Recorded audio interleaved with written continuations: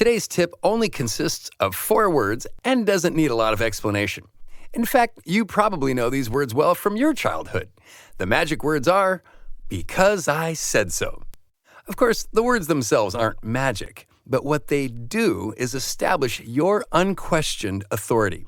And as always, we assume you already know we're not telling you to be a heartless dictator in your relationship with your children. Parents should always be on the lookout for teaching moments to explain why certain behaviors and choices are desirable and others are not.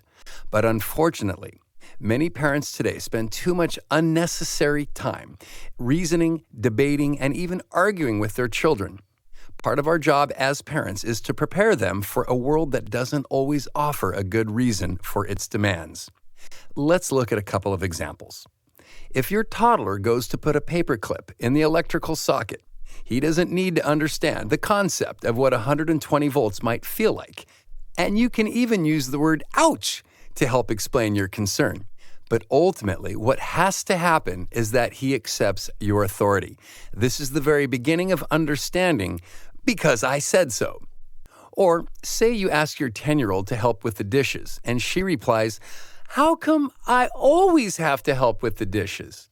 She does not need an explanation on the division of labor in your household or how you are preparing her for a lifetime of doing daily tasks.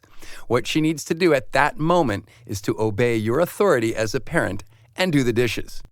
Even teenagers need to understand this.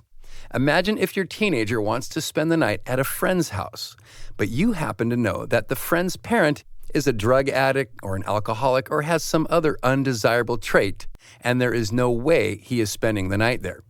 You might not want to share this information with your child, or perhaps you plan on having a conversation later to explain your decision.